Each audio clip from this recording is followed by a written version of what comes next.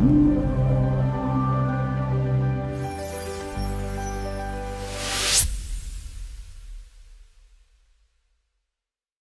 out there in podcast land. Sarah Oliver here with the final episode of Elephants in the Practice Room. That's right, friends. I've decided to rebrand to something very exciting. And here to help me talk about it a bit today is Emily King. Emily, I've had on as a guest before. She is a fellow Pilates instructor. Emily, remind us where you are and what you're currently doing. Okay. Hey, everybody. I am in northern Idaho in Post Falls, and currently I have just opened up a residence-based Pilates studio, and I'm starting to build that practice, and that's about it right now. Amazing. Yeah. So Emily's kind of in a transition as well. And we're both kind of pivoting our focus from stuff that we had been doing to something kind of different based on just where we are in life and who we are feeling called to serve. So I guess I should start with my why, the reason I'm rebranding. It's largely due to the fact that I want to capture a wider audience. And I see making an online Pilates studio, which is essentially what I'm doing, is going to be able to provide that for me. So I'm prepping to launch this online studio the next month or so, and really excited about it. It's currently the end of June 26th right now. So currently working on it and just wanted to start to get the word out there. There's going to be both live and recorded options for folks. We're going to start with 4 classes a week, just simple 2 mat classes and 2 reformer classes. So if you are, just wanting to kind of test the waters, don't have a home reformer, it's a really great option to join the mat classes. And then obviously if you have a reformer, feel free to jump into those reformer classes or check out more than one class, right? It's not just live, which we definitely want people to show up live, right? Part of what I'm trying to do is create a community and a supportive group for people to be a part of, right? It's so important to have that in our life and also to be promoting that in our as an accountability factor, right? Showing up, seeing the same people, feeling supported, even virtually, is really shown to have great effect, right, on our mental health and our physical health when we're, doing something like a Pilates workout. And then also, if the times don't work for you or you're just not feeling it that day or whatever comes up, you can also have access to the recording. And I'm going to start with, 7-day access to that recording so people can do it, at their leisure. Going to offer different tiers for memberships, pretty standard. There'll be group classes, there'll be private coaching options for both, students, so Pilates practitioners, but then also teachers, people who are Pilates professionals who maybe want to further their practice in a more individual way, people who are maybe seeking some more mentorship or just guidance or support in that realm, in their in their teaching and in their career. And then the student who maybe just wants a little more personalized attention.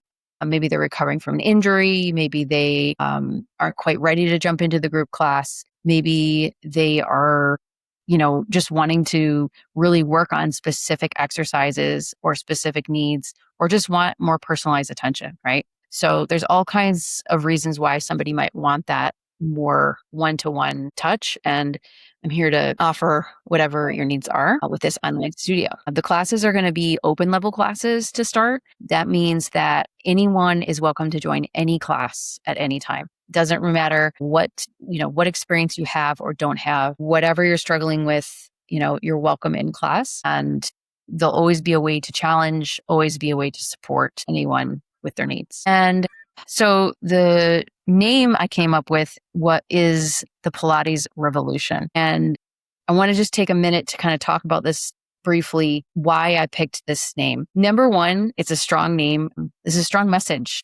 I feel like the Pilates world really needs this right now, particularly in the US. We need some kind of a way to be developing strength in this country, mobility in this country, and to be furthering our Pilates practice, progressing. There's, Pilates is number one right now in the world, and Pilates studios are popping up everywhere. And that's a great thing. But so often in these studios, we're not seeing real strength gains, real changes in the body and in the practice, right? We're not advancing to larger shapes. We're not advancing to more difficult sessions. And that's something that I'm looking to change with this online studio and this new approach.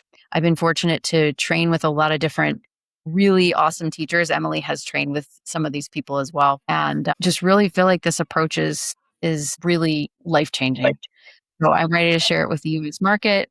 And obviously anyone else out there that wants to join, but this really needs to be shared. So here I am to do it and to hopefully create life change for so many. So Emily, sorry, that was very long winded.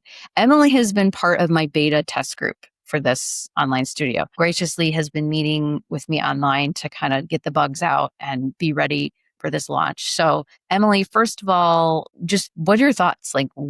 Just tell people about your experience, like good, bad, indifferent, please, like be real, be authentic. Just share what your initial reaction has been. Oh gosh. Well, first, I only have positive, amazing things to say about the classes that I've taken from you, Sarah, because they've been so fun and also different from what I have come across and have been seeing and experiencing in the Pilates industry over the years. So first, Sarah, you're just very personable and warm and inviting. And I have to say that's why showing up live is so great and important, is because being able to connect with you on that personal level in real time, it just makes all the difference in the world. And I say that because also I've purchased the on-demand apps, and I've taken classes that's on record, and it just is fine. But there's not someone there on the other side rooting for you, calling your name, making corrections in real time to really help push me along the way. So first, I just want to say that like showing up live has been really great. And I love that the most, and the class themselves. So I had moments in class where I have had thoughts of like, well, this is Pilates.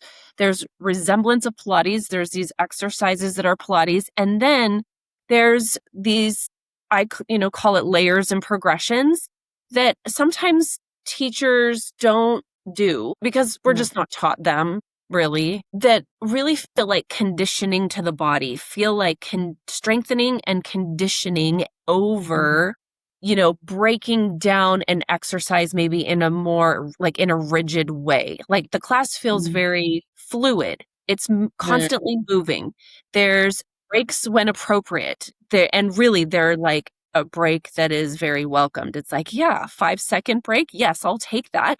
And then we go again. And so so I have a mind that likes to bounce around all over the place. And it's very easy for me to think about my laundry list. I have to say, in the classes that I've taken from you, Sarah, I have not been thinking about my laundry list, and I have been very engaged in the classes. So Amazing. that is a big deal for me because it's also new, like the movements and the sequencing and all of that is a different kind of format than I have done in the past. So that has been refreshing. Good. Good. Yeah. And you've been teaching how many years? 20 years, Pilates. Yeah. And so you kind of already named some of the differences, but yeah, typically I think in a Pilates class, if they're really the teacher's breaking down the setup and the, anatomy and all of it, how many exercises do you think you get through in class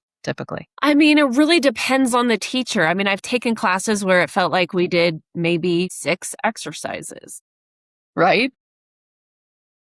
I've taken classes where I don't know, maybe 10 or 15. And then I've taken classes where the instructor was moving through so fast where you couldn't even get maybe you would get a couple reps in, which I know in some traditions, in some methods, it's recommended to do only 3 to 5 reps of something, which is great. Right. That's totally cool. I'm down with that. But there's a difference between moving through those 3 reps so fast that you end up doing like so many things, but you don't get to actually integrate the movement that you're doing. Mm-hmm. So Mm-hmm. I've experienced it all, really. Yeah. So this format of teaching, though, I think it's important to let people know, you're staying in a movement enough reps. We strive for 15 to 25 reps of something, like ultimately, like if something's brand new, maybe 5 to 10 reps, right? But as class progresses, 15 to 20 reps, right? To try and really get people, like you're saying, to really understand the movement and the skill. Because at first, if you only do 3 or 5 reps, are you really even, is your body even comprehending it, right? So folks who join this format should be prepared, I guess, for it to be lots of reps. And that can be a good thing for people in some ways, in that, like, you don't have to get it right, quote, the first time, right? It's like you have time to figure it out. And my intention is for the cues to be very clear and simple, so that it's not like you're trying to micromanage 10 things in your head while you're doing it. It's like, do this and maybe a third thing, right? Like, we do the one thing, we get good at it. Okay, add the second thing. It's like layering things on to think about, but then also we're going to come back and do that later. So if you didn't get it the first time, maybe you'll get it the second time,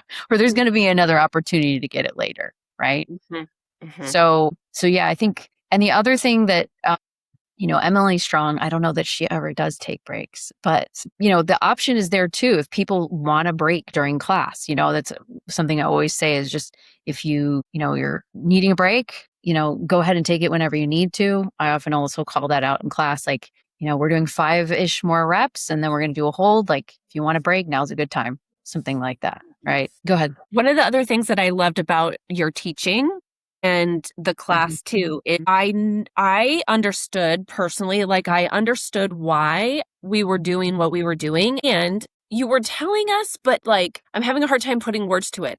You didn't ever say, we're doing this because, right? It wasn't like some announcement of like, we're doing this because of whatever, or to provide, like, to accomplish this thing, right? It was really all about expanding our shapes. So I could feel all of my back muscles lighting up and working and getting stronger. And you didn't have to Amazing. tell me that, because I felt that. And I feel that, like, as we were progressing and layering through the exercises you had us do, I could feel my range of motion expanding and getting bigger after however many reps we were doing, that by the end and through your coaching, because there were times when you said, Emily, can you open your elbows even wider? Can you open your heart wider, or chest, or squeeze your shoulders together a little bit more, or whatever? So having that live feedback, I could really feel the progress in my own body, even within minutes, within the session itself. It's not like I had to wait 10 sessions before I could feel my extension going from what it usually is to what it could be, or what it was in that series, or in that cluster sequencing, or whatever you want to call it, right? In that day. Yeah. Yeah. In that Yeah. day, And that's awesome feedback. I mean, like, full disclosure, I did not tell Emily to say any of this stuff. Like, this is all genuine stuff she's saying about the class. It's awesome that you're seeing that progression. And what you'll continue to see is there will be exercises that we do over and over and over again. And it's not to be boring, right? It's to show you week after week after week your progression, and encourage you to say, oh, wow, look at how much further I'm going on this now. Look how much stronger I've gotten on this now. And also to be finding these shapes to then be able to take it to a more difficult exercise eventually, right? And I think in Pilates, so many times we're so focused as teachers on making it new and exciting and being Instagram worthy, right? And that's not what it's about, right? Some of our mentors call it like doing these exercises again and again is like doing your scales as a musician, right?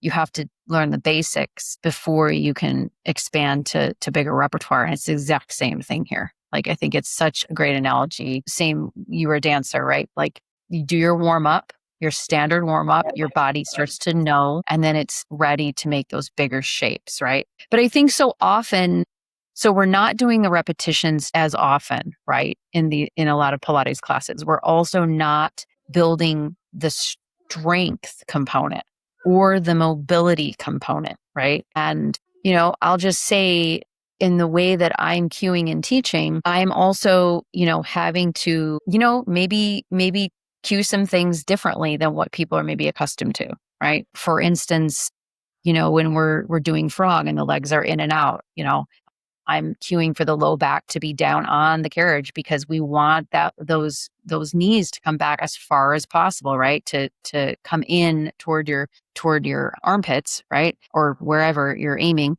But because we're working on the hip mobility, but we're also loading the lumbar spine, right? And we're practicing it through that range of motion so that then later we can do harder, bigger shapes, and that part of the body is already used to it, right? Or it's building that tolerance. The tissues are building up, and I think this is the whole key as to why we never, or not never, but so many people go to Pilates, quote, but they never get to any of these advanced, quote, movements. And it's not because it's not within their capacity. It's because they're not training their tissues to be able to meet the capacity, right? And no, you're not going to walk into a Pilates studio and be able to do high bridge like right off, like most people, right? But it's within most people's capability if we do it in a thoughtful way, right? So that's where I am with this training, and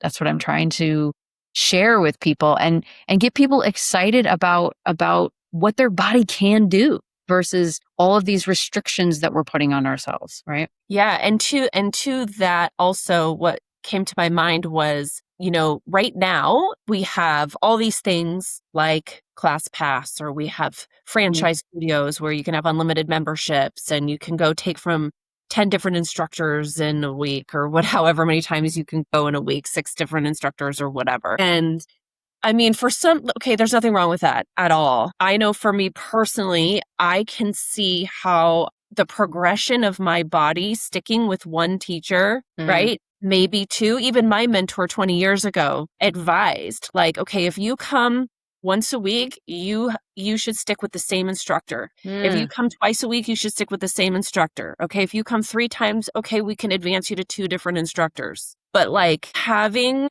a coach, right? You go to if you go to a personal trainer, you see that same trainer over and over and over again. They learn your body.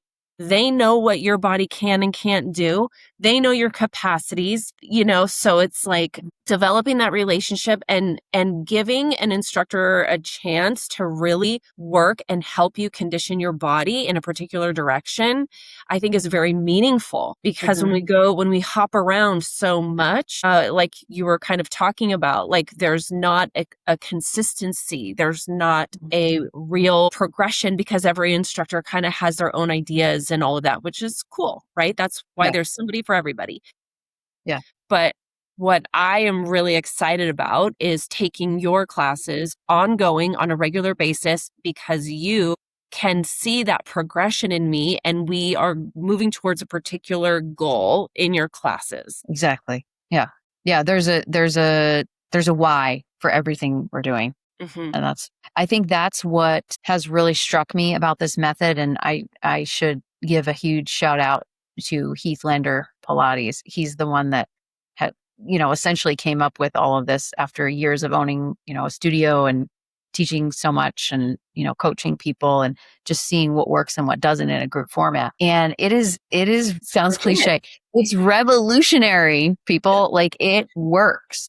And so I think that sharing it through, this online space is going to be a whole lot of fun. Yeah, I totally agree with you, Emily. Who knows, at some point, maybe we'll expand this and of course add more classes, but maybe we'll get more teachers on board, but my goal there would be to not dictate how everyone has to teach, right? Like, everyone has to have their personality and their creativity in there to some degree, but there has to be some level of consistency. like you're saying, like cohesion. Otherwise, what are we working toward, right? I said this to you before, but I think it's a really great analogy. If you're going to classes, multiple classes, multiple teachers, and you're in Pilates for, a year, let's say, it's analogous to sending your kid to first grade, and they have 14 different teachers, and none of the teachers are sharing lesson plans. And you're hoping that by the end of first grade, they come out knowing everything they need to for second grade. Like, how does that work? Right? I mean, it's worth something. But ultimately, if you want to see results in your body and in your practice, like, that's not the most efficient way to go about it, right? It's just how I have come to believe. Well, Yeah. yeah. I mean, what popped into my head right now was like, okay, so on the extreme, if we're talking about an Olympic athlete, they're Mm, not going to go to 10 different trainers. I don't right. think. I mean, I don't know that Yeah. for a fact, but like, I'm pretty sure they have a pretty consistent coach, right? And so, 100%. Yeah. yeah. And maybe there's something in the music industry that you know about that too, Yeah, people stick with a certain teacher mentor, and I do think, don't get me wrong, I think it's important to be learning from different people and to be, making your own decisions and not just, being so dogmatic about this is the way, right? But if you're training for, like, a specific event or, something specific like the Olympics or, a certain point in your life where you're training for something specific, yes, sticking to kind of one overall approach is going to be a whole lot easier on your brain, right? yeah. So, Well, and to be clear, like I said to you, Sarah, I want to be able to do high bridge. I mm, haven't done high bridge in 20 years. I did it during teacher training. That was a very long time ago. My body could do it. I did it maybe a handful of times or less. And it's not something that we teach people in the real world because we have all mhm, bodies coming in and everyone is able to do certain things and some are not able to do things, and it's just how it is. And that's yeah, the beautiful thing. That's the art and the beauty about people and bodies, and also why Pilates is so great for everybody. I kind of yeah, joke and I say the only people Pilates is not good for are the people who just simply don't like it. And that's mhm, it. and that's rare, Otherwise, right?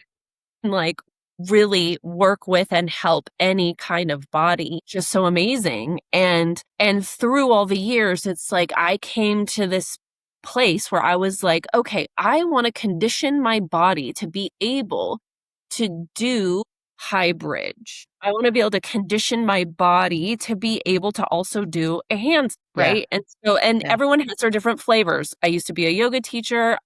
I'm not interested in doing yoga really. I really love Pilates. That's my jam. And so I'm like, okay, how can I use Pilates, use the reformer, and condition myself to be able to reach these physical goals that I mhm, want to see if I can reach? And I see the classes that you teach, and like we called out our mentor Heath Lander, who has really been inspiring to you, mhm, to me in teaching classes like this.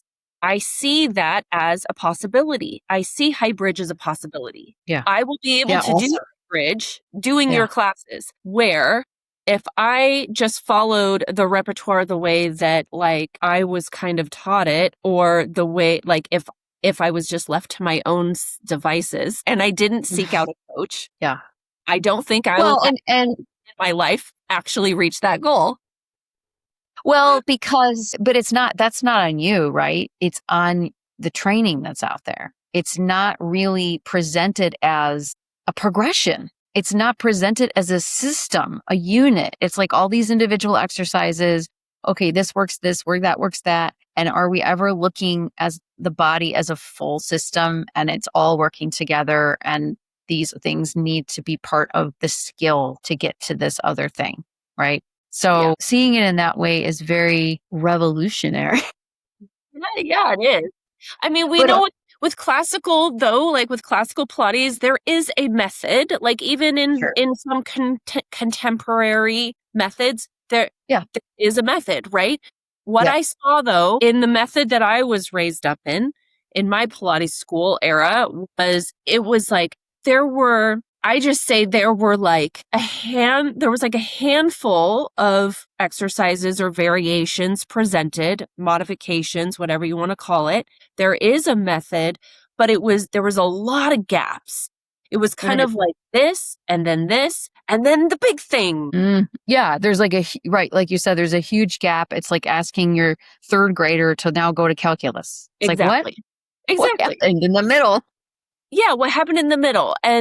And so where I see that the education that we have gotten in the clinical program that we did and that Mhm. you have received as your ongoing education that you've continued to do, we have been able to see and fill in those gaps. Yeah.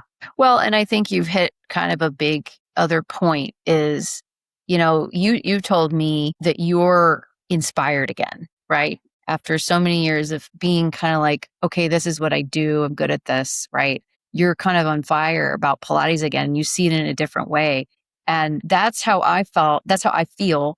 But that is how I felt after taking a break from teaching for a while and then going back and getting further education with, our mentors, because I was like, so the point is with this, if you're bored, if you're burnout, if you're uninspired, like go seek other education. Look outside your wheelhouse. If you're trained with Stott, go look at balanced body. If you're trained with, go to a different way of thinking. Challenge what you're thinking and push yourself, stress yourself. You're in your brain and your body. Otherwise, you're not going to progress as a practitioner or a teacher. So, it doesn't have to be the way we do it or the way we're choosing to do it, but push yourself in some way or like life is boring, right? Yeah, and whether you're an instructor, right, Mhm. or a mentor, right? And what it doesn't matter what position you're in, or if you're just a practitioner, meaning someone who just loves Pilates, or like an enthusiast, a Pilates enthusiast. Like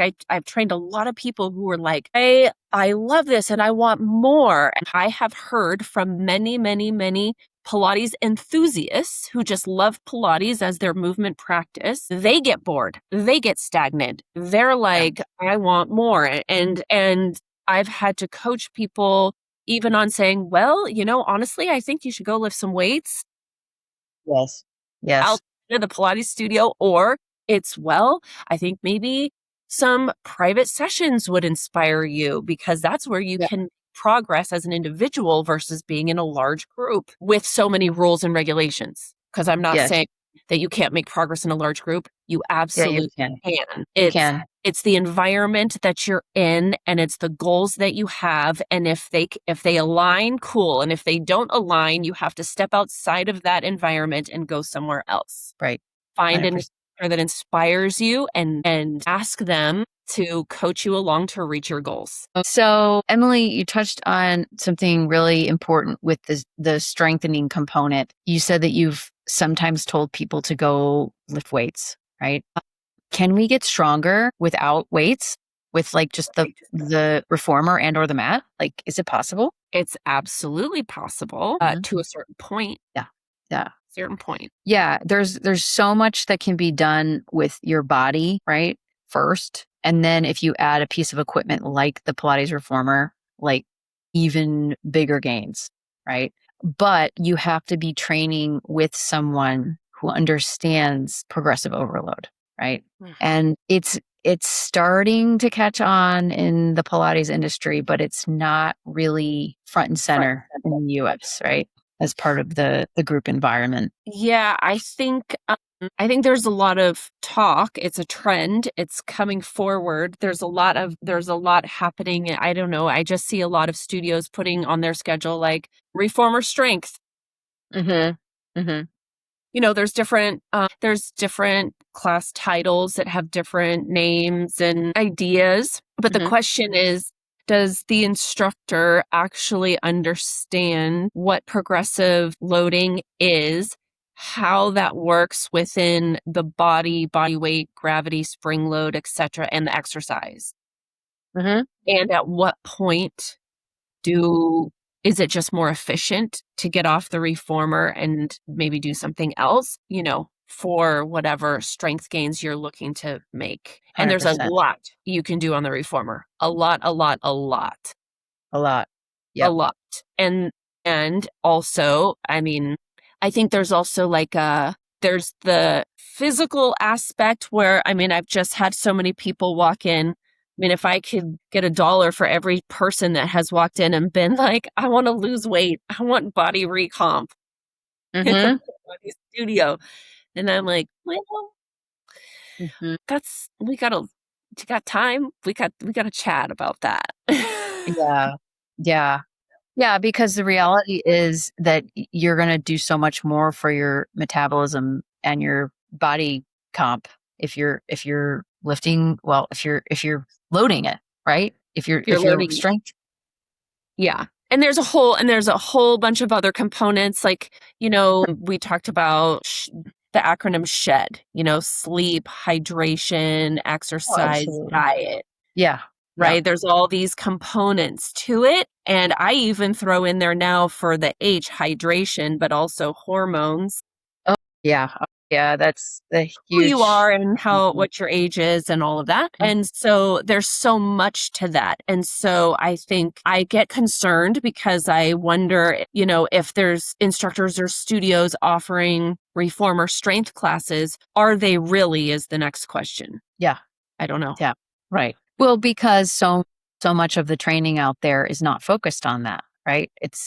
Yeah, it's not it's Well, not there. and here I think teacher trainings, at least the ones that I'm familiar with at this moment here in the US, they're still kind of sort of teaching lighter spring loads, and Mhm. progressive loading or overloading is not a Mhm. part of the conversation. It's just not a part of 100%. the conversation. So that's something that happens after you're done with your certification, that's happening in extra continuing education that you choose to do. What does that mean? And then Yeah. finding a teacher who can actually teach you that. Yeah. Yeah, and it's really backwards, right? People are not understanding the actual equipment. They're just understanding choreography Right. on it. That's what a lot of teacher trainings are teaching now is choreography. Yeah, and they're not understand people are not coming away understanding that maybe that spring isn't appropriate for another body, larger, smaller, or capability. Or half the time we don't even understand what the exercise is for. Like why are we even doing this? What are we training? What are we actually, like, this goes back to the progression thing, but like what are we trying to do eventually down the line? Like why are we doing this exercise? Right? Where are Other we than this. going? Yeah. Where are we going with this? Where is this going to take Yeah. me? Yeah. Ultimately, where are you going? So, and from a mobility standpoint, too, if we're not encouraging these larger shapes, how are we really, we're losing so much capacity of what we have in the method in itself, right? And in the equipment, if we're not encouraging people to move with some freedom. I think that's been a big compliment I've heard from another person in these classes is, I feel so liberated. And I was like, that is like, she said it kind of as a joke, right? Because I'm not like kind of, cueing every little muscle and movement and everything. But she just, I see it as a big compliment because I'm like, yeah, that's the point. Like we're here to be like free and to like just be in the flow, right? It's hard enough to get yourself to exercise. Like let's try and have fun Yeah. and not be judged and not, And there's no feel crappy perfectionism. about us. Yeah. Sorry? And what I love in your class, Sarah, is there's no perfectionism. It has to Mm, be this, good. no like that. Yeah. No, like, Well, yeah, because we're not all one shape, one size, one capability, like, and we're all on this journey. Like, I think that's been really difficult for me in the past, has been this ideal of it has to be this way, right? This is the way, right? And always trying to be the best. Like it breeds anxiety, it breeds comparison, judgment, never feeling like you're enough, right? Where when it's more really a practice, we're there to be on a journey and grow and just today's different than yesterday's, different than tomorrow. Like it's a journey and it will continue to evolve. And that's the beauty of this. And I hope more people embrace it like that. Anyway. All right. Well, I think that's a good way to end. Thanks for your time, Emily. Thanks for being part of this beta test group. And the Pilates Revolution is going to be live very soon. So I'll put the link in the show notes, ways to sign up in there, and come hang out. Come join the group. We'd love to see you over there. Have a great day, everybody. Thanks, Emily.